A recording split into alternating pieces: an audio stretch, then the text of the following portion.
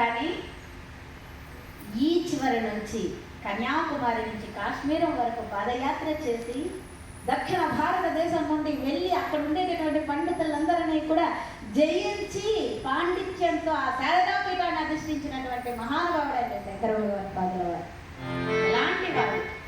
అలాంటి వాళ్ళల్లో కూడా అలాంటి వాళ్ళను చూస్తే మన వాళ్ళు భ్రమపడతారు. ఎందుకంటే భగవంతుడికి దగ్గరైనటువంటి వాళ్ళకి లౌకిక ప్రపంచంతో పని లేదు కదా.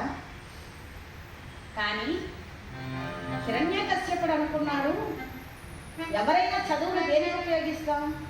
ఈనాడు ఈ పోటీ ప్రపంచంలో వీళ్ళు సంపాదించుకుని తిని బ్రతికితే చాలనే ఉద్దేశంతో పోటీపడి స్తోమత లేకపోయినా డబ్బులు పెట్టి ఏదో చదివిచ్చేస్తే వాళ్ళు ఏదో అయిపోతారని చెప్పి కేవలం చదువు పైన శ్రద్ధ పెట్టి వాళ్ళు మనిషి అనేది విలువలు నేర్పకుండా వదిలేయబట్టి చదువుకోని వాడి కంటే చదువుకున్న వాడే నేరాలు ఎక్కువ చేస్తూ ఉన్నాడు. చదువుకోని వాళ్ళు ధర్మంగా బ్రతుకుతూ ఉన్నారు. ఆ కాలంలో ఇన్ని నేరాలు లేవు. ఎంత బాగా చదువుకుంటే అంత బాగా నేరాలు చేయొచ్చు అనే స్థితికి ఈనాడు సమాజం వచ్చింది. ఎందుకు? మన విలువలు నేర్పుకోకపోబట్టి, మన పురాణాలు చెప్పుకోకపోబట్టి, మన రామాయణ, మన భారత, మన భాగవతాలు చెప్పుకోకపోబట్టి మనం ఎదుర్కొంటున్నటువంటి సమస్యలు ఇవన్నీ కూడా. అయినా సరే జ్ఞానం కోసమే చదివిస్తున్నాం మనమైన. హిరణ్యకశ్యపుడు అనుకున్నాడు, ప్రహ్లాదుడిలో ఉండేటటువంటి భగవద్ విజ్ఞానాన్ని చంపడానికి ఏమైనా చదువు ఉపయోగపడుతుందా అనుకున్నాడు. వెంటనే వర్తమానం పంపించాడు. శుక్రాచార్యుల వారేమో నగరంలో లేరు, అరణ్యానికి వెళ్ళాడు తపస్సుకు. వారి కుమారులు చంద్రుడు, అమర్కుడు ఇద్దరిని పిలిపించాడు. తాంబూల దక్షిణ ఇచ్చాడు. పిల్లవాడిని పిలిపించి, నాయనా గురువుల్ని పిలిపించాను, చదువు విషయంలో శ్రద్ధ చేయకుండా చక్కగా చదువుకోరా తండ్రి అని చెప్పి, గురుపుత్రులారా, నాకు తగినటువంటి వారసుడిగా వీడు ప్రవర్తించడు. నా పెద్ద కొడుకు, నా తర్వాత ఈ లోకాలన్నింటినీ కూడా పరిపాలించవలసినటువంటి వాడు. నాకు తగిన వారసుడిగా తీర్చిదిద్ది నాకు అప్పగిస్తారనేటటువంటి నమ్మకంతో మీకు అప్పగిస్తున్నానన్నాడు. చిత్తం ప్రభు, మేము ఎలా తీర్చిదిద్దుతామో మీరే చూస్తారు కదా అని చెప్పి పిల్లవాడిని తీసుకుని ఆశ్రమానికి వెళ్ళారు. ఏం చెప్పినా ఇలాగే నేర్చేసుకుంటున్నాడు, అలాగే అప్పగించేస్తున్నారు. ప్రపేతిరే ప్రార్థన జన్మ విద్య అని ఏదైనా మన ప్రాప్తాన్ని బట్టి ఉంటుంది. ఏకసంధాగ్రాహి, ఏదైనా సరే ఒకసారి వింటే చాలు, ఒకసారి చూస్తే చాలు. కానీ ఆయన మనస్సులో ఇవేవీ నిలబడడం లేదు. ఎందుకు? హరి గురించి తెలుసుకున్న చదువులే నిజమైన చదువులు, మిగిలినవన్నీ కూడా వ్యర్థం అని మనసులో నమ్మి ఉన్నాడు. ఈ మాట గురువులకు చెప్పడు. గురువులంటే మహాభక్తి. చదువుకోలేక రైతుల ఆత్మహత్యలు ఒకప్పుడు, ఇప్పుడు విద్యార్థుల ఆత్మహత్యలే ఎక్కువ. చదువుకు భయపడి చదువుకోలేక చచ్చిపోయేటటువంటి పిల్లలే ఎక్కువ అయిపోయారు మనకి. ఎందుకు? ఇష్టం లేని చదువులు వాళ్ళ మీద పెట్టి రుద్దడం. ఇది ప్రహ్లాదుడి మనసులో చూడండి, చదువు లేక ఆయన మనసులో నిలబడడం లేదు. ఆయనకి ఇష్టమైన చదువు కాదు అది. ఆయనకి ఇష్టమైన చదువు హరి గురించి తెలుసుకోవడమే. ఆ మాట గురువులకు చెప్పడు. వాళ్ళు ఏం చెప్పినా నేర్చుకుంటున్నాడు. ఇంతలో హిరణ్యకశ్యపుడికి కొద్ది రోజులు అయ్యింది కదా, చదువు ధ్యాసలో పడి మా వాడేమైనా మారాడా అని చెప్పి పిలిపించాడు. దగ్గరే తీసుకున్నాడు. నానా ప్రహ్లాద, నా చదువుకుంటున్నావా? గురువులు చక్కగా నీకు చదువులు చెబుతున్నారా? తండ్రి, చదివించిన నన్ను గురువులు చదివింది ధర్మార్థ ముఖ్య శాస్త్రంలో, నీ చదివినవి కన్నుపిప్పులు, చదువులలో మర్మమెల్ల చదివింది తండ్రి అన్నాడు. ఆహా, ఏమేం చదివానైనా? ప్రియ జనక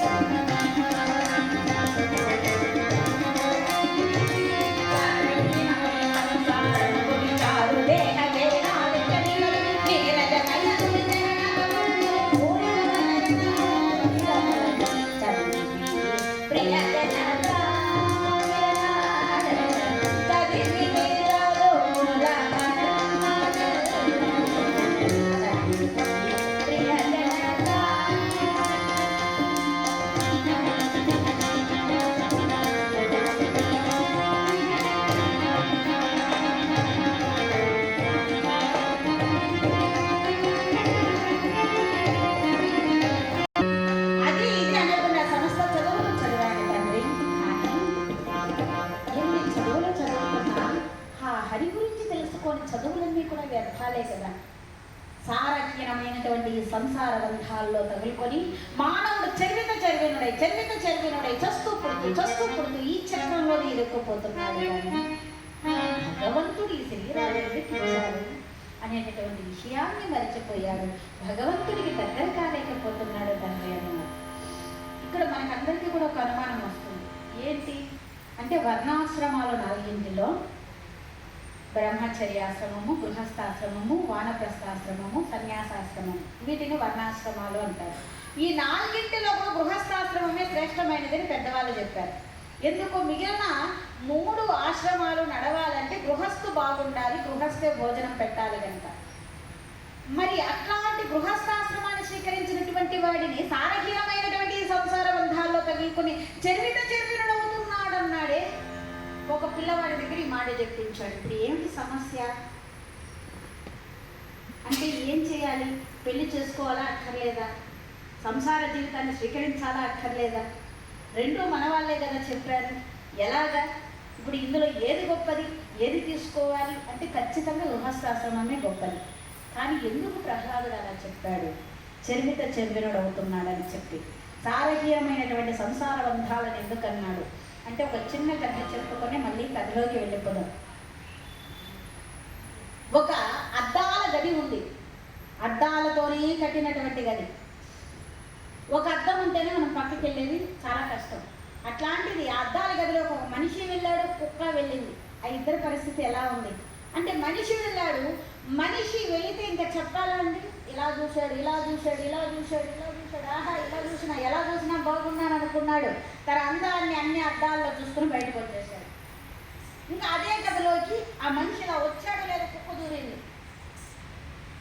అన్ని అద్దాల్లో దాని ప్రతిబింబాలు కుక్కలే కనిపిస్తా ఉన్నాయి. ఇది అనుకుంది, బాబాయ్ వస్తుందాన్నే వచ్చాను అనుకున్నాను, నాకంటే ముందు ఇన్ని కుక్కలు వచ్చేసాయా అని చెప్పి మొరగడం ప్రారంభించింది. అది ఖాళీ గది అవడం వల్ల రీసౌండ్ ఆ లోపల బయట అద్దాల్లో కనిపించేవంతా దీని ప్రతిబింబాలే కదా, అవి కూడా మొరుగుతున్నాయి. ఇది మొరగడమే రీసౌండ్ వస్తుంది. అయ్యి బాబా ఇన్ని కుక్కలు నా పైకి వచ్చేస్తున్నాయని చెప్పి అది ఆ గదంతా పరిగెత్తింది, అట్టెగిరింది, ఒక అద్దాన్ని పగలగొట్టింది. అప్పుడు అద్దానికి ఒక కుక్క, ఇప్పుడు పగిలిన ప్రతి ముక్కలోనూ కుక్కే. ఏమవ్వాలి దాని పరిస్థితి? దానికి అర్థం కాలేదు.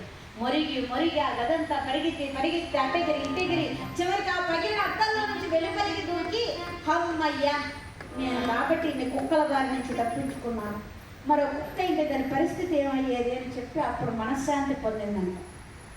దీనికి సంసారానికి సంబంధం ఏమిటి అని అనుకోవచ్చు. ఆ గృహస్థాశ్రమాన్ని స్వీకరించినటువంటి వాడు ఆ సంసార జీవితాన్ని యోగంగా చేయడం వేరు, భోగంగా అనుభవించడం వేరు.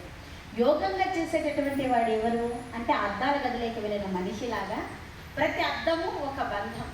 నాకు మంచి తల్లిదండ్రులు ఇచ్చాడు, వీళ్ళకి సేవ చేసుకోవాలి, అనుకూలమైనటువంటి భార్యను ఇచ్చాడు, ఇందుకు అన్యాయం చేయకూడదు, న్యాయం చేయాలి, మంచి బిడ్డలను ఇచ్చాడు, వీళ్ళ ప్రయోజకులను చేయాలి అని చెప్పి తన బాధ్యతలు నెరవేర్చుకుంటూ వెళ్ళిపోతాడు. కానీ ప్రతిఫలాన్ని ఎక్కడ ఆశించకుండా తరించిపోతాడు. ఇది నా బాధ్యత, ఇది నేను చేసుకుని వెళ్ళాలి అనుకుంటూ వెళ్ళిపోతాడు. అందులో ఎక్కడ మునిగిపోడా బంధాలలో. ఇలాంటి గృహస్థాశ్రమాన్ని ఆచరిస్తే చాలా గొప్పగా తరించిపోతాడు. ఇంకా 2వ రకం ఉన్నారు, అదే భోగంగా నా బిడ్డలు బాగుండాలి, వాళ్ళ బిడ్డలు బాగుండాలి, వాళ్ళ బిడ్డలు కూడా బాగుండాలి, 10 తరాలు కూర్చొని తరగనంత ఆస్తి సంపాదించాలి అని చెప్పి నానా గడ్డి తిని బాగా సంపాదిస్తాడు. నిజంగా భగవంతుడు మనం అనుకుంటాం మనకేమవుతుందిలే అని చెప్పేసి, ఒంట్లో శక్తి ఉన్నప్పుడు నీకు ఏ కష్టాన్ని పెట్టడు. ఆ శక్తి క్షీణించిన తరువాత చేస్తాడు ఏం చేయాలో కొనపాన్ని. ఎంతమంది కడుపులు కొట్టాడో ఒక రోగాన్ని కాస్త తెచ్చి పెడతాడు. ఆడున్నాడంటే ఉండడు, పోయినాడంటే పోడు. చిన్న వాటికి కూడా కోమాల్లోకి వెళ్ళిపోతూ ఉంటాడు. ఇంకా ఏ భార్య కోసం ఇంత చేశాడో ఆ భార్య చేతగానప్పుడు వినేటట్టే అంటూ ఉంటుంది. ఎవరు చేయాలా? ఉన్నాడంటే ఉండడు, పోయినాడంటే పోడు. ఎన్ని రోజులు ఈ కంచిగరుడు సేవ చేయాలి, ఏమిటి నాకు ఈ కర్మ అని చెప్పి ఆ భార్యే తిడుతూ చేస్తూ ఉంటుంది.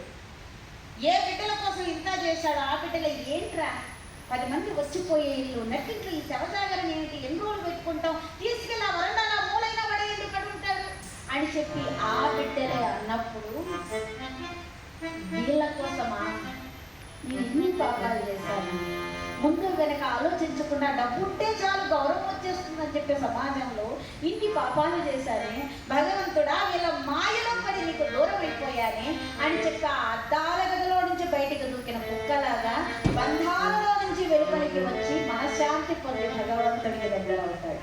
వీడు రెండో రకం వాడు. ఈ రెండో రకం వాడి గురించి చెప్పాడు కానీ ఇక్కడ ప్రహ్లాదుడు ముందు రకం ఆ గృహస్థాశ్రమాన్ని ఆచరించే వాళ్ళ గురించి కాదు. తండ్రి